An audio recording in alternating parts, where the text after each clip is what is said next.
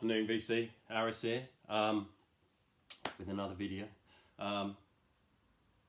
Just to let you know, this is obviously a safe space. No judgment here.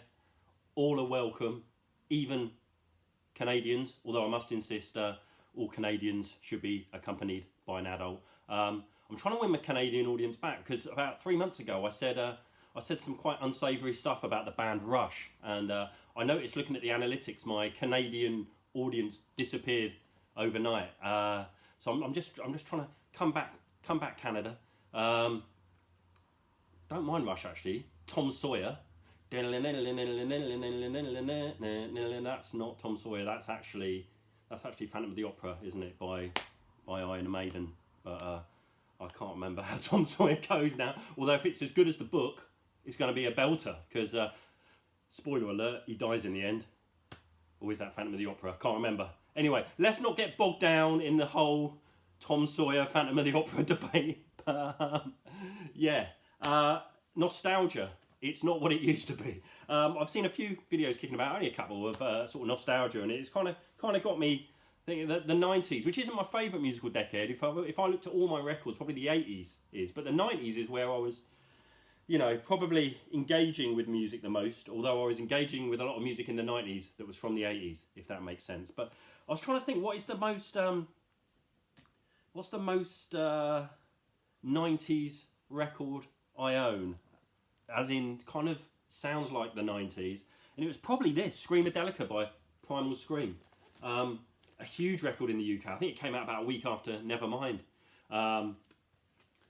It was Primal Scream, Jangle Band, C86 era, 1986. Then turned into like their second album was like an MC5 rip-off, like hard rock rip-off, which was just disastrous. Like they literally, they couldn't get arrested in the UK, Primal Scream. After being seen as quite the next big thing, they were literally just blown out of the water. Everyone almost literally was laughing at them. And then sort of dance music producing god Andrew Weatherall heard one track off their second album. It was a ballad called I'm Losing More Than I'll Ever Have, and he was like, I think I can turn this into a dance hit. And he did. It was called Loaded, and it was huge in the UK, Loaded, and I still like it. I mean, it's overplayed, but Loaded is pretty fantastic. And then they said, okay, why don't you do the whole album? So he just ripped Primal Scream apart and turned them into a kind of a dance band, essentially. And this was pretty huge from memory. I think this was a top 5, top 10 record. So I think it went platinum in the UK, and they never equalled this, did they? But it was, what it did is it kind of brought, I mean, Britain was pretty big on dance anyway, but all the sort of the Smiths fans and REM fans and Nirvana fans kind of got into this, and suddenly this kind of helped things like The Prodigy become huge, because suddenly indie dance with this whole huge thing. And I think it's all right, this, actually. I listened to it. Come Together, fantastic. The 10-minute version of Come Together is absolutely brilliant. Kind of like this 10-minute oozing organ gospel. I really like Come Together, and there's a couple of nice ballads on here, actually. I'm Coming Down, Damaged, Shine Like Stars is like something off Pet Sounds, and yeah, I think it's all right. I think it's a record that's so badly aged, it's almost starting to sound good again. But yeah, I listened to it last night and quite enjoyed it.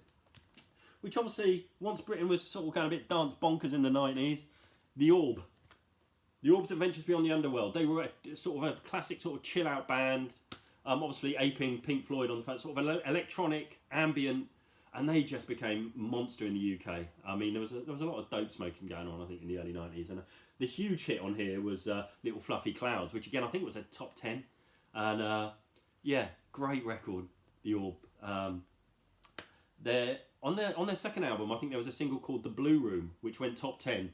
It was a 45-minute single, and they had to appear on Top of the Pops. So obviously Top of the Pops asked them to shave it down from 45 minutes to 3, and they did, but they refused to play. They just played chess. In fact, I think they came on after Bryan Adams or something and just played chess for 3 minutes on screen while the 3-minute cut-down version of The Blue Room played. But yeah, this is probably, I'd say, almost the height of that kind of early 90s ambient stuff. Although the first three, the All Live album, All Live 93, is absolutely fantastic as well. That's a great album. But yeah, that's the Orb, Adventures Beyond the Underworld. And it kind of, the whole sort of dance indie culture sort of came to a head with the classic film in 95, Trainspotting. I mean, this really is a time and a place record. I mean, it did kind of seem to reflect Britain in 95 or 96, might have come out in 96. I mean, you got Blur on here, Pulp doing Mile End, Elasticas 2-1, Left Field, a final hit, which is great. Underworld's Born Slippy, which really did take over. I mean, that's a pretty left field track, Born Slippy, really, and that was just huge in the UK. That kick drum on Born Slippy is insane. Iggy Pop's Lust for Life opens it up. It's just a pretty great album. This is a terrible pressing, by the way. Seriously, get this on CD. Sounds appalling, absolutely appalling. And I found, while I was looking at soundtrack, I found this. Has anyone ever shown this? Nothing to do with the 90s. Baby Driver. Again, it's another crap pressing. Came out in 2017. I'm starting to think all the 2017 pressings were bad. This is bonkers. I forgot I had this. The track listing on this opens up with John Spencer's Blues Explosion, Bell Bottoms. I mean, look at the track listing on this. It's all over the shop. Harlem Shuffle by Bob and Earl. Jonathan Richman and the Modern Lovers, Egyptian Reggae. The Commodore's Easy. The Damned, Neat, Neat, Neat. It's got Deborah by T-Rex. That's brilliant, isn't it?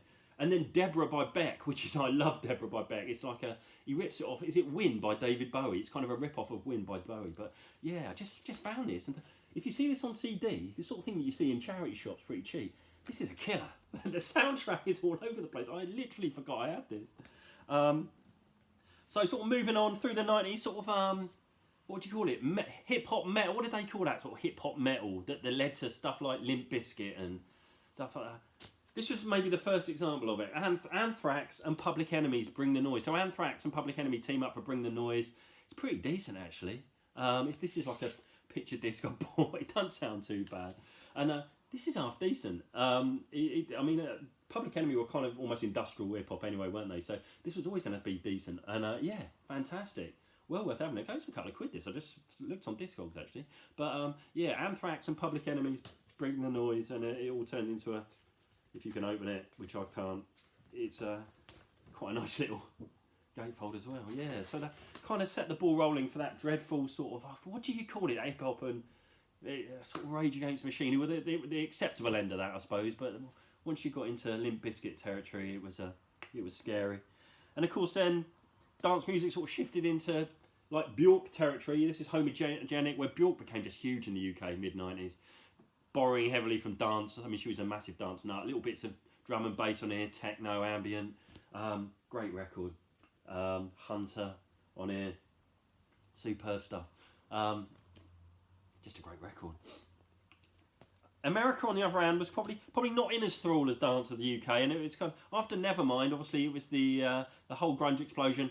This was kind of a turning point for me. Sonic Youth's Dirty, because they used Butch Vig, who'd engineered Nevermind, and I think he produced the Smashing Pumpkins album, which was huge, Siamese Dream, which I hated. And I really hate Butch Vig's production. He's got that sort of jet engine guitar production sound. And I was a Sonic Youth fan, and I bought this. I like Goo, actually, but this had that sort of...